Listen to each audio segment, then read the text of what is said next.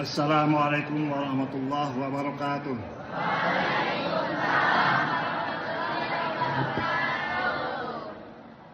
Allahumma bina nabtadi adirasah bihada yaum biqiraati bihadil lailah biqiraati basmalah. Bismillah.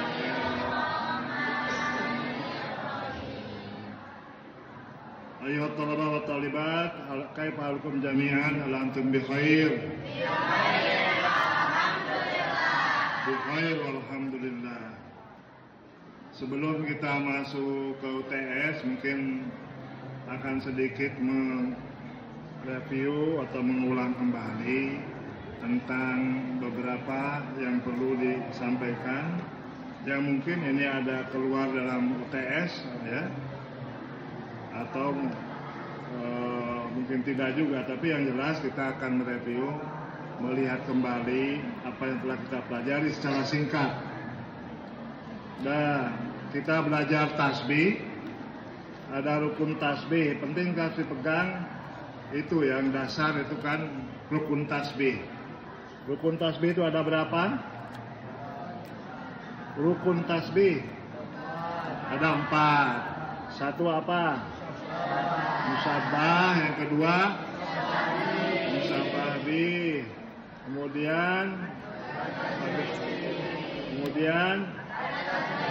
ada tasbih, ya. Kalau umpamanya ada kalimat qalbuhu kal hijarati fil qaswah, mana yang musabbah? Qalbuhu. Mana ada tasbih? Ya, kaf, ya. Kemudian musabbah bih. Musabbah bih, al-hijarah. Itu coba jangan ini kan. Kita sudah belajar tasbih kemana-mana, itu kalau lupa. Nah, kemudian ada tuh tasbih wajah sabah, wajh sibhi,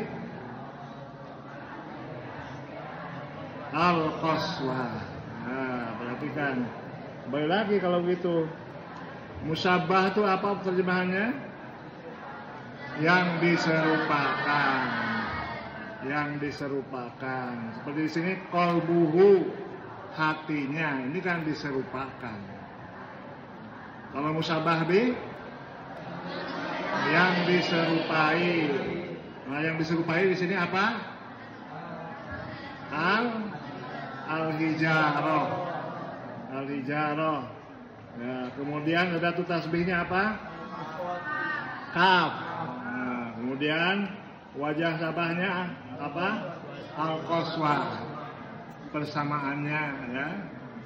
Nah, coba sekarang di dalam, sebagaimana sudah saya jelaskan dulu bahwa tasbih itu ada padan istilahnya dalam sastra Indonesia supaya memudahkan. Apa tasbih itu? Padan istilahnya simile. Simile. Coba sekarang umpamanya dalam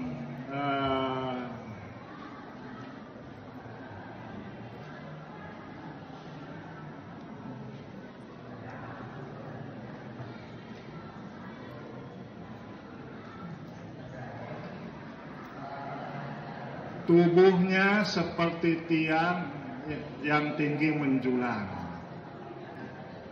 Nah, ya, atau yang ada wajah sabahnya, ya, coba.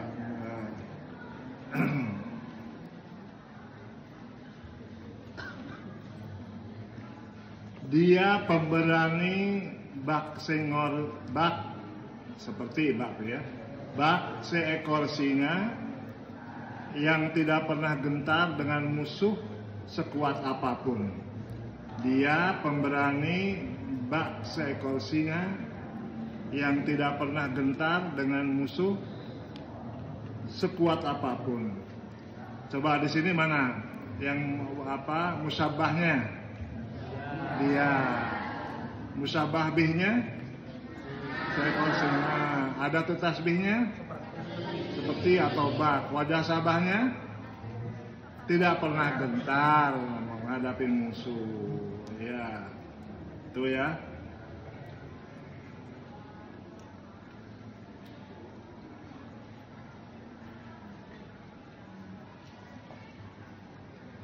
Kau umpama rembulan bagiku, selalu menerangi di gelapnya malam. Nah, kau umpama rembulan bagiku, ya, selalu menerangi di gelapnya malam. Mana yang musabah? Oh, musabah bihnya rembulan. Nah, ada tuh tasbihnya apa? Umpama atau seperti, ya. Kemudian wajah sabahnya menerangi di gelapnya malam. Nah, gitu ya. Jadi kita harus tahu. Jadi walaupun kita belajar tetap bahasa Arab, cari pada istilah bahasa Indonesia sehingga kita mudah untuk memahami apa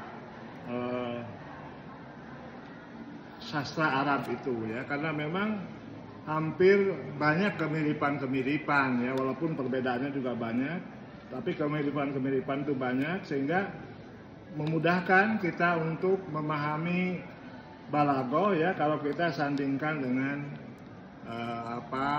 sastra Indonesia. Karena sastra Indonesia kan sudah bahasa Indonesia kan sudah bahasa ibu, bahasa nasional kita. Bahasa Arab jarang kita jumpai. Nah, kita coba lihat supaya ini sambil saling membantu ke bahasa Arab, kemudian ada pengayaan di dalam bahasa Indonesia, juga bahasa Indonesia membantu pemahaman kepada bahasa atau sastra Arab. Kemudian yang perlu diperhatikan juga macam-macam tasbih gitu ya. Kemarin kalau sudah dipelajari semuanya macam tasbih. Yang penting Anda jangan lihat satu persatunya tasbih itu bingung. Tapi di sini kalau hanya lihat ya ada tasbih mursal, tasbih muakkad, tasbih mujmal, mufassal. Itu akan membingungkan Anda. Tapi yang harus dilihat dari peninjauannya, dari aspek apa pembagian itu. Nah, itu sehingga bisa memudahkan. Jadi jangan melulu melihat dari satu persatunya itu. Tasbih mursal, tasbih muakkad, tasbih mujmal, karena akan mirip ya. Contohnya juga banyak yang sama. Tapi lihat segi peninjauannya atau dilihat dari aspek apa, dari sudut apa. Jadi umpamanya yang pertama ditinjau dari adatut tasbih. Ditinjau dari tasbih terbagi dua, tasbih mursal, tasbih muakkad. Nah, itu ya. Kalau tasbih, jadi ada yang disebutkan ada tasbihnya, ada yang tidak. Nah, itu ya. Yang disebutkan di sini adalah tasbih mursal. Yang tidak disebutkan tasbih muakkad. Nah, itu satu-satu dulu aja. Satu grup supaya tidak bingung. Nah, kemudian yang selanjutnya tasbih mujmal ditinjau dari wajah sabahnya ada 4. Ada tasbih mujmal, tasbih yang dibuang wajah sabahnya, dan selanjutnya. Jadi dilihat per kelompok ya, jangan dilihat secara keseluruhan satu persatu, nah itu akan bingung. Tapi kalau dilihat dari per kelompok, oh ini dilihat dari segi ada tasbihnya ada atau tidaknya, ada dilihat dari wajah sabahnya, ada dilihat adat dan wajah sabahnya, dan selanjutnya itulah yang memudahkan. Samping itu sebagaimana tadi saya katakan, biasakan Anda melihat ya buku-buku sastra. Nggak tahu di perpustakaan kita sudah ada atau tidak. Baik syukurlah sudah bisa langsung sastra Arab ya. Kalau belum, buku sastra novel-novel berbahasa Indonesia pun nggak apa-apa. Bukan apa-apa, dianjurkan untuk dibaca juga. Kalau memang belum ada, nantilah ini ya tanya kepada pengelola perpustakaan, buku-buku novel sudah ada atau belum.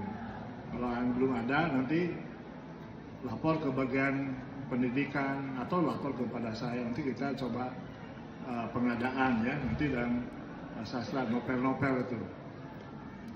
Nah, jadi umpamanya tadi sudah saya sebutkan, di dalam bahasa Indonesia banyak yang ini ya, di sini kan sebutnya wataknya seperti batu yang sangat sulit untuk dilunakan. Tadi kan kolbuhu kal hijarati fil qasawati. Nah, jadi dalam bahasa Indonesia sudah ada juga, walaupun ada perbedaan-perbedaan sedikit ya. Ada umpamanya ibarat ayam kurang makan. Kau umpama rembulan bagiku, selalu menerangi di gelapnya malam. Cara berjalannya bak putri keraton. Nah, jadi kalau umpamanya ada yang jalan kaki ngetayap gitu. Nah, ungkapannya yang pas itu ya. Jadi jalannya saja tadi cara berjalannya bak putri keraton. Jadi dalam bahasa Indonesia ada tasbih itu apa saja? Ba, umpama, bagaikan, seperti, laksana. Nah itu ya. Itu jadi kalau umpamanya lihat kata-kata itu, Anda langsung aja, oh ini adalah adatut tasbih. Nah, jadi ini semakin membantu mendekatkan dalam pemahaman ya, di dalam bahasa Arab. Nah, adikku cerewet sekali seperti burung beo. Nah, wajahnya bagaikan bulan yang kesiangan. Nah, gimana tuh? Nah, wajahnya bagaikan bulan kesiangan. Amanah kakak seperti api yang membara. Amarah kakak seperti api yang membara. Kesabaran ibu seluas samudra. Nah, seperti di sini kan ada yang tidak disebutkan wajah sabaran, seperti ini kan tidak disebutkan ada tasbihnya. Tadi kan kesabaran ibu seluas samudra. Nah, di sana kan nggak disebutkan ada tasbihnya. Nah itu kan. Nah, kita lihat di dalam ini apa yang tidak disebutkan tasbih, ada tasbih, tasbih balik, kebanyakan anta samsun, anta badrun. Nah itu kan tidak disebutkan ada tasbihnya. Ya, kemudian gigimu kuning seperti emas 24 karat. Nah ini akan kita pelajari nanti ya. Jadi dalam tasbih juga kita kan menemukan hal-hal seperti itu. Ya. Jadi tasbih itu bermacam-macam tujuan. Makanya nanti akan kita pelajari apa tujuan tasbih itu. Ya, apakah lil madhi untuk memuji atau lidzammi untuk mencela. Seperti tadi kan disebutkan seperti mencela ya. Kelihatannya kan tadi gigimu kuning seperti emas 24 karat. Nah, saking nggak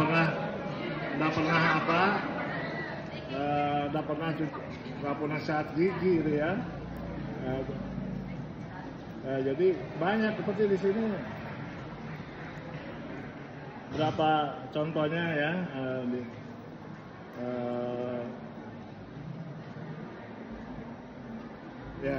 Ya kalau begitu kita lanjut ke yang selanjutnya.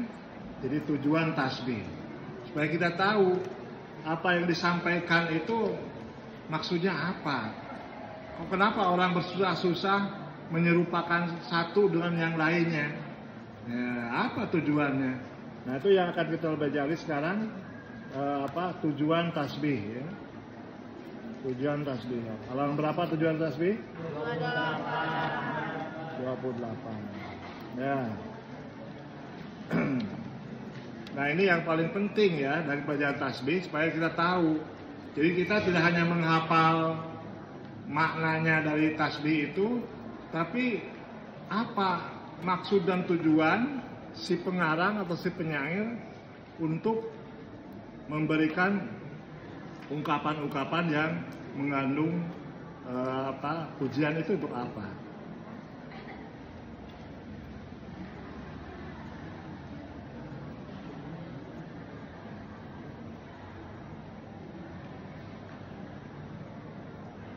Ya.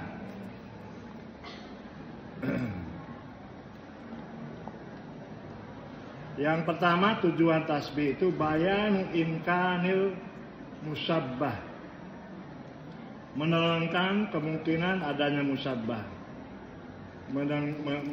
menerangkan status ya atau keadaan musabbah, menerangkan kemungkinan atau status atau keadaan musabbah. Jadi perhatikan, jadi musabbah itu apa tadi yang diserupakan. Nah, kemudian kalau musabbah yang diserupai. Jadi kalau di sini yang diserupakan yang banyak itu orang ya atau siapa yang diserupakan ya. Yang perhatikan dalam bait syair ini, fa'in tafuki, coba apa ini fi'il madinya? Fa'in tafuki, dari apa fi'il madinya ini?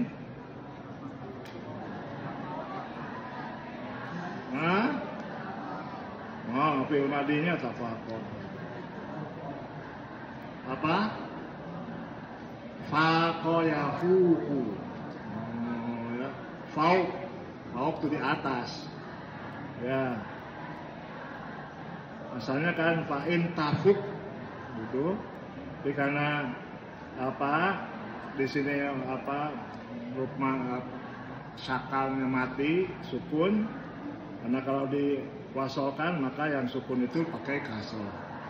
Fa'in asalnya fa'in tafuk al-anama, fa'in tafukil anama wa anta minhum, fa'innal miska ba'du damil Ghazali. Fa'in tafuk, jika engkau mengungguli, ingat ya, tafuk di faqayafuku, fauqnya kan di atas. Fa'in tafuk, jika engkau mengungguli al-anama semua orang, wa anta minhum, padahal engkau sendiri bagian dari mereka, bagian dari orang-orang itu. Penting kali ya itu terjemahannya. Fa'innal miska, maka sungguhnya minyak kasturi, ba'du damil Ghazali, adalah sebagian darah rusa. Ini gimana maksudnya nih? Ada yang udah paham ini maksudnya apa? Belum ya. Nah ini perlu diperhatikan di dalam melihat bait-bait syair. Syukur Anda melihat syarahnya. Syukur Anda melihat juga siapa pengarangnya. Syukur bisa melihat riwayat hidup pengarangnya. Kenapa orang ini mengangkat atau menulis syair seperti ini? Nah, syair ini ditulis oleh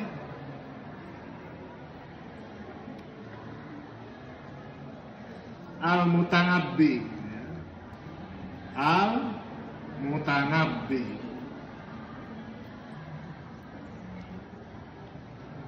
Tatkala menyanjung ibunya Saifuddaulah.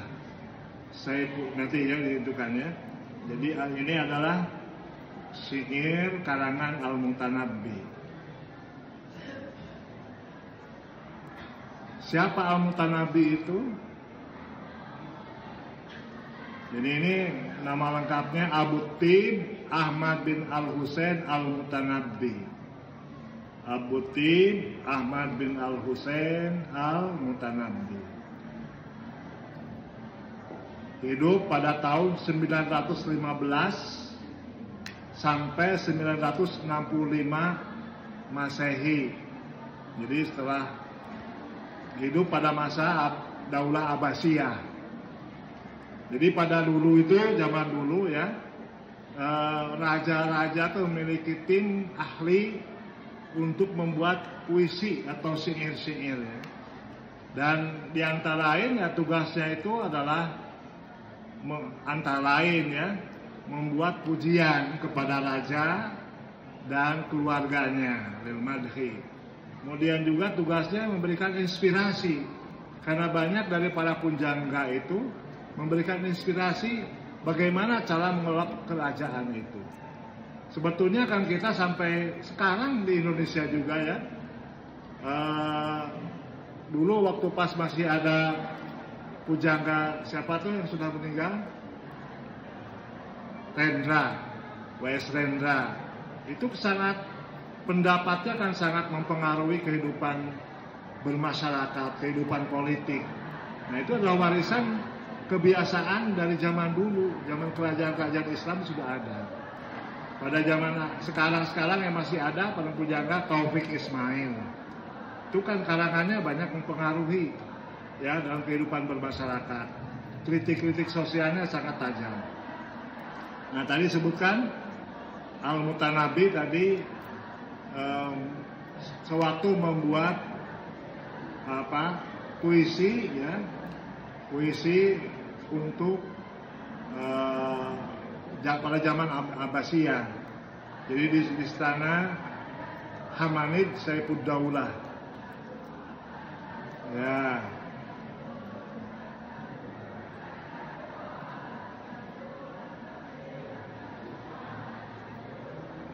Di antara topik-topik puisinya itu dibahas tentang keberanian, filsafat hidup, deskripsi pertempuran, dan tadi juga antara lain adalah menyanjung kedua keluarga raja-raja ya. Nah ini ditulis di sana bahwa puisinya ini diangkat ya, ditulis untuk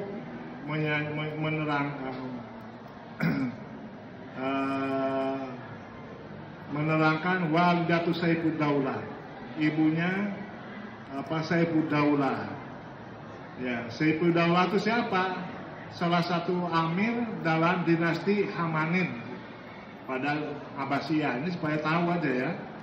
Nah, jadi ada namanya Amir Saifuddaulah. Saifuddaulah kan pedang negara. Ya, pada dinasti tadi Abbasiyah Hamanid ya, yang ada di Suriah pada tahun 945.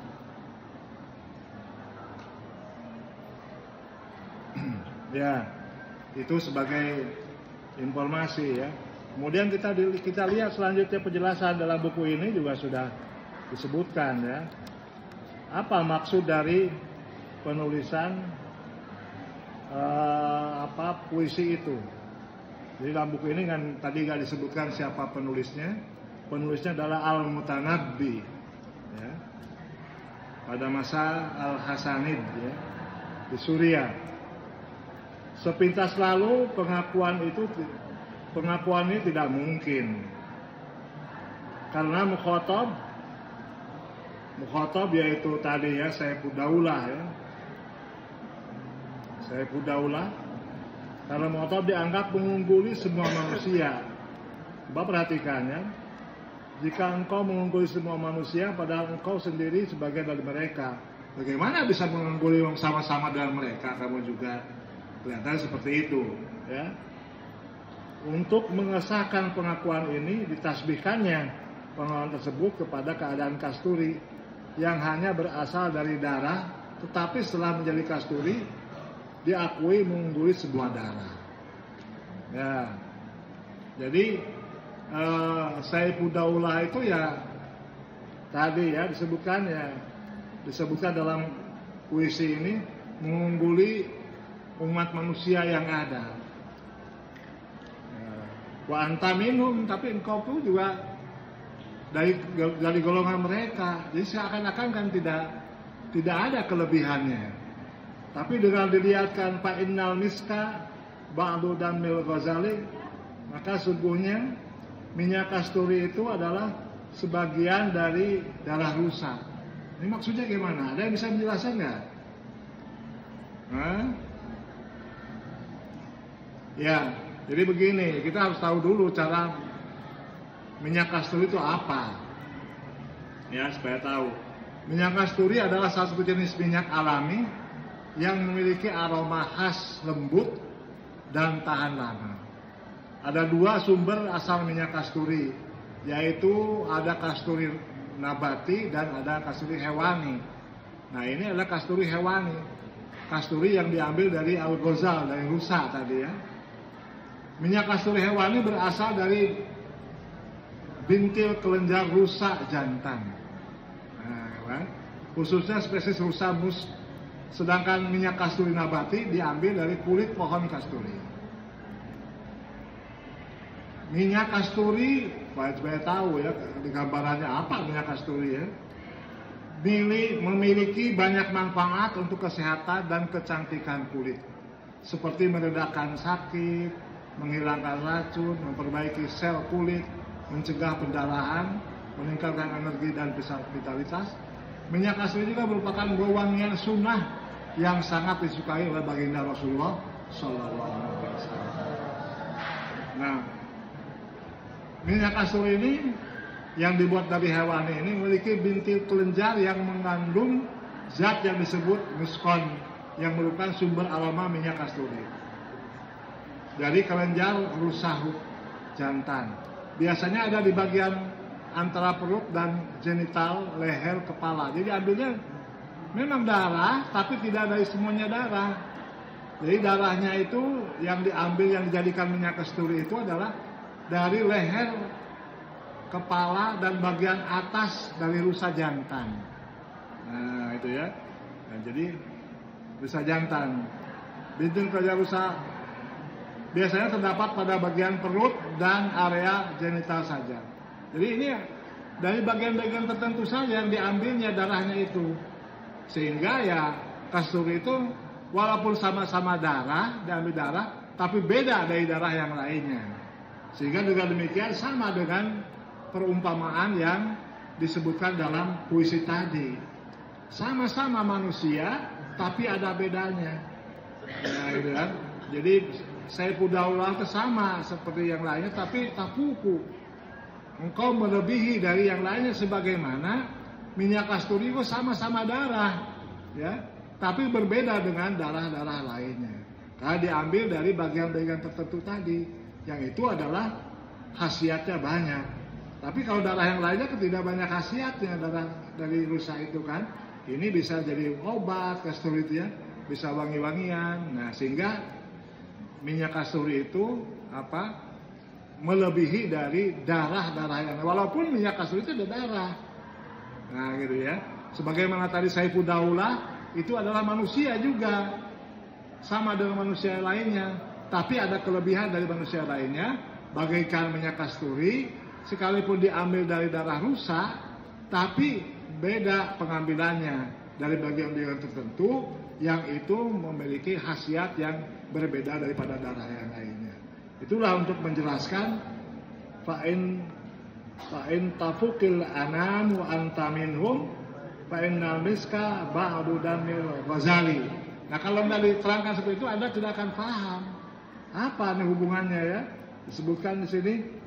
Jadi jika engkau mengungguli semua manusia padahal engkau sendiri sebagian dari mereka, tidak apa, karena minyak kasturi adalah sebagian darah rusa.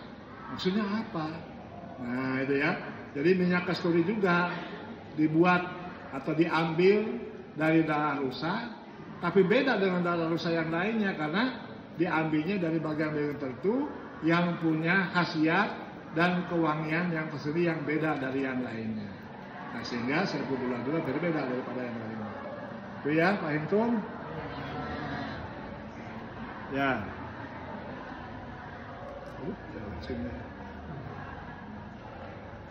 Selanjutnya,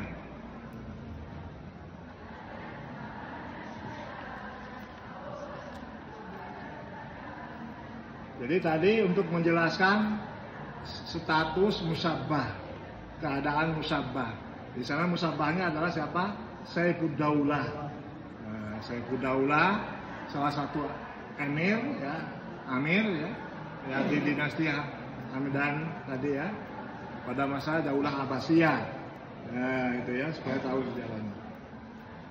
Kemudian yang selanjutnya, yang kedua, bayan halal musyabbah.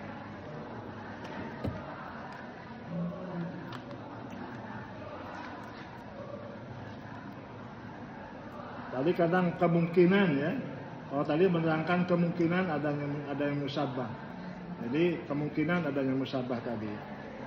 Kalau sekarang menjelaskan tentang keadaan musyabbah. Maaf tadi, ya, keadaan sekarang keadaan musyabbah. Ya, ini contohnya sudah ada di atas, tapi di sini ditinjau dari tujuannya. Ka'annaka syamsun wal muluku kawakibu. Idza tala'at lam yabdu minhunna kaukabu. Ka'annaka, engkau laksana, engkau bagaikan syamsun, matahari.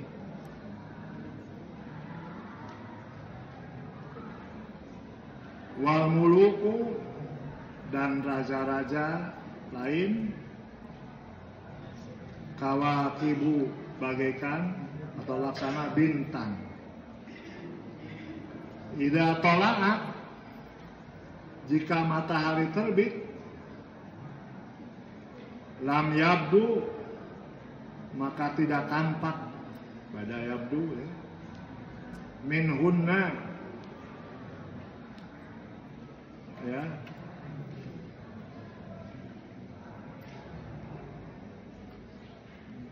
bintang-bintang itu ya,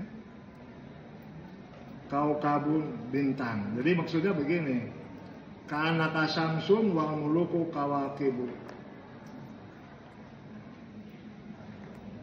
Engkau laksana matahari, sedangkan raja-raja lainnya laksana bintang.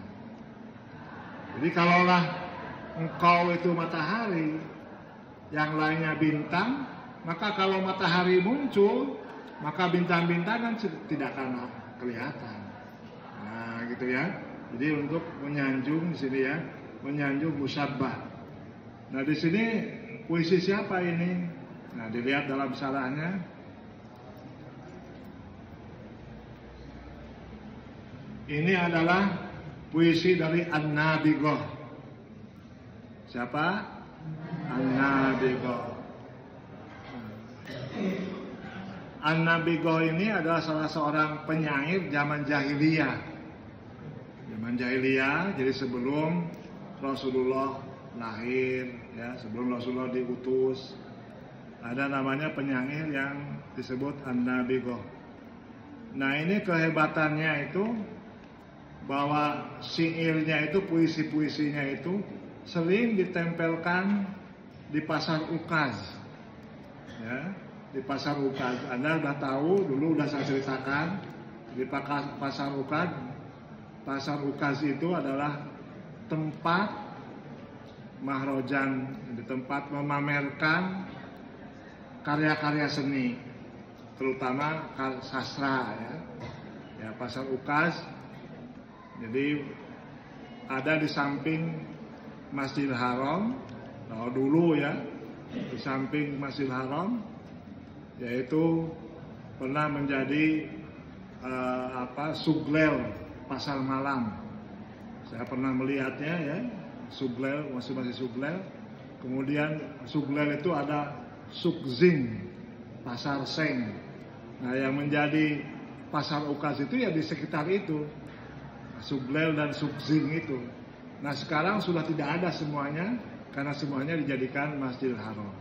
Ya, dulu di sana ada pasar ukaz. Nah, disebutkan sering sekali karya-karya dari An-Nabighah itu dipamerkan, ditampilkan di pasar ukaz itu. Nah,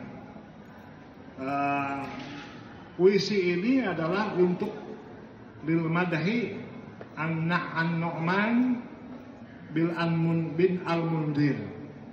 Jadi puisi ini menyanjung Nu'man bin Al-Munzir. Jadi orang-orang Arab begitu kan umumnya ya. Mungkin orang Indonesia juga, tapi orang Arab sangat kebangetan. Kalau umpamanya kalau sudah disanjung, sudah senangnya lewat ya. Dan lagi orang Arab itu kalau sudah menyenangi seorang, sampai kapanpun tidak akan lupa, mesti ingat. Kebalikannya kalau sudah benci kepada seorang, sampai kapanpun tidak akan lupa bencinya itu. Nah itu ya, antara lain tabiat orang Arab seperti itu. Beda dengan tabiat orang Indonesia ya. Jadi orang Indonesia mungkin pernah kita benci kepada seorang, pada suatu saat kita guyon lagi, akhirnya lupa lagi kan kebencian itu. Kalau di sana enggak, umumnya ya orang Arab. Kalau sudah benci ya sampai kapanpun benci, tidak kan. Tapi kalau umpamanya baik kan terus. Ya saya mengalami sendiri waktu mahasiswa kerja di orang Arab di Madinah waktu musim haji itu. Mungkin waktu pas kerja pertama kerja saya bagus. Nah, untuk tahun berikutnya musim haji saya kedua kali dan ketiganya kita ke sana tidak banyak ditanya lagi, silakan ya Allah Syihab. Silakan Syihab kerja. Nah, gitu kan. Karena memang sudah percaya. Tapi kalau sekali tidak dipercaya, kapan-kapan susah, apalagi untuk bekerja. Ya, jadi ini tadi puisinya tadi puisi An-Nabighah. Jadi An-Nabighah itu salah seorang pujangga pada zaman jahiliyah yang sangat terkenal dan karya-karyanya sering ditampilkan di Pasar Ukas. Pasar Ukas tadi sudah saya sebutkan ya.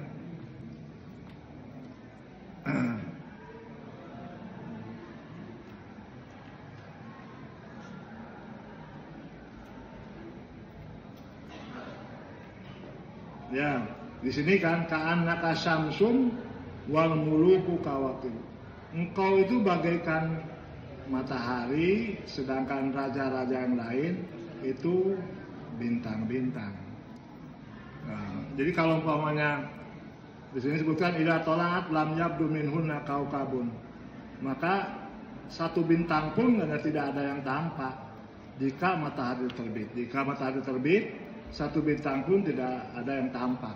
Jadi matahari kan terbitnya kan siang toh.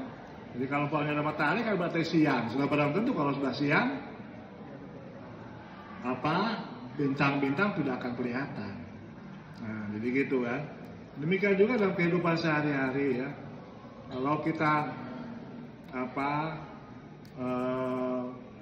apalagi lihat dalam percaturan perpolitikan, banyak kan ada tokoh-tokoh di daerah yang mencalonkan untuk jadi bupati atau jadi wali kota gitu.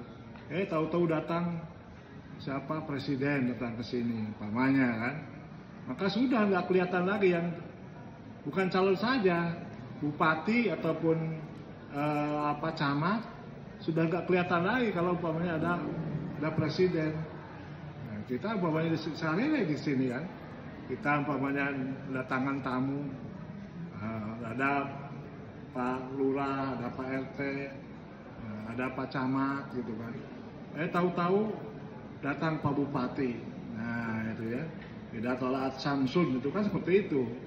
Wal muluku kawakibu, maka camat-camat, RT-RT, lurah-lurah itu bagaikan bintang-bintang yang tadinya dihormat-hormat, setelah ada Pak Bupati semua menghormati Bupati. Nah, itu kan perumpamaannya dan kehidupan sekarang seperti itu. Demikian juga selanjutnya. Jadi kalau ada kumpul-kumpul, ada gubernur, ada bupati, gitu kan. Datang ke sini umpamanya bupati, datang lagi gubernur, nah, gitu kan. Itu kan kita hormat itu kan, karena selayaknya kita hormat. Tahu-tahu datang aja presiden ke sini, maka cahaya dari bupati dan ini kalah pamornya itu oleh presiden. Makanya